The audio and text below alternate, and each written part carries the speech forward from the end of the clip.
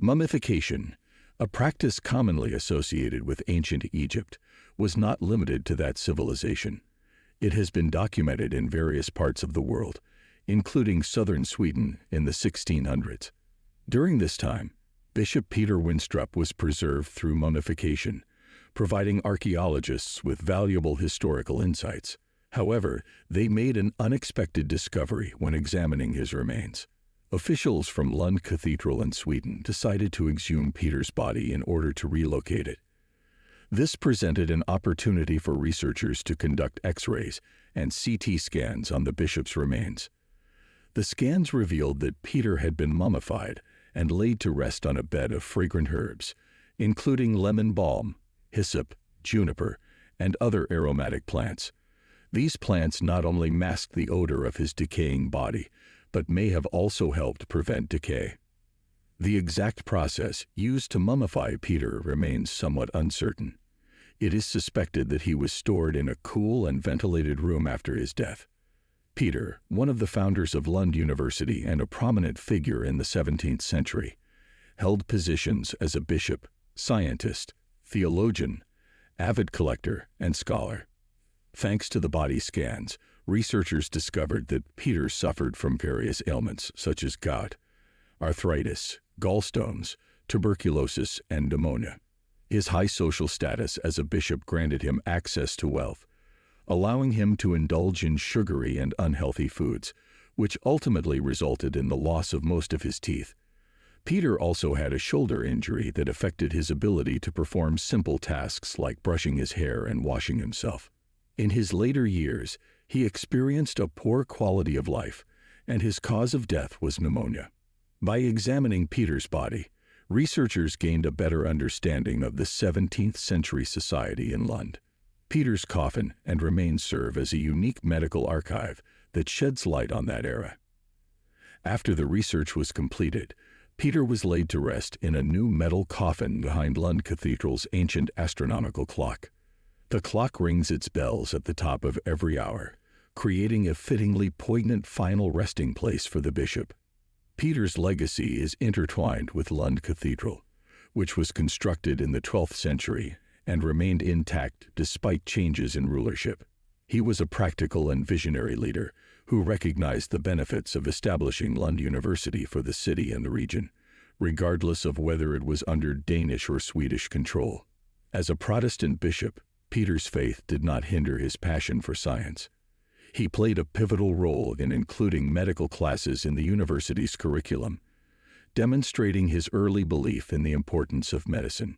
Apart from his historical significance, there was another intriguing aspect that compelled scientists to study Peter: a fetus found between his shins. Initially, the identity of the fetus's father was uncertain. However, DNA analysis revealed that Peter's only surviving adult son, Peder Winstrup, was the likely father. This discovery surprised the researchers and added an additional layer of complexity to the historical narrative. Although the identity of the person who placed the fetus with the bishop remains unknown, the burial of adults with children was not uncommon in medieval Scandinavia. Research continues to explore the relationship between these burials and the reasons behind them. Overall, the study of Bishop Peder Winstrup's preserved remains has provided valuable insights into the history, medical conditions, and social practices of 17th century Lund. His legacy lives on, not only through his physical remains and coffin, but also through the impact he had on the establishment of Lund University and his contributions to science and medicine. In the Italian city of Bologna, the Papal States shocked the world by carrying out the abduction of a Jewish child, Edgardo Mortara, in 1858. The Papal Carabinieri police arrived at the Mortara family's doorstep, informing them that their 6-year-old son had been secretly baptized and would be taken away from them. Jewish families in the Papal State were cautious of unauthorized baptisms, but the Mortaras had trusted their Christian maid, Anna Marisi. The Holy Office, upon learning of the secret baptism, decided to intervene and separate Edgardo from his family, raising him under the control of the church. Despite the Mortara family's pleas and their efforts to overturn the decision, They were powerless against the ruling of papal law. Pope Pius IX, although not directly involved in the kidnapping, formed a close bond with Edgardo and adamantly opposed his return to his Jewish parents. The papal state justified the abduction by portraying Edgardo as a devout Catholic who wished for his parents to convert to Christianity. The news of the abduction sparked outrage, with protests erupting in westernized publications like the New York Times calling for Edgardo's return. However, Pope Pius IX disregarded global public opinion, asserting that he cared little about what the world thought. As the head of the Holy Office, he had the final say and refused to change his stance. The incident remains a shameful chapter in the Catholic Church's history, representing an abuse of power and anti-Semitic sentiments. The story highlights the division between modern society and the values upheld by the Church.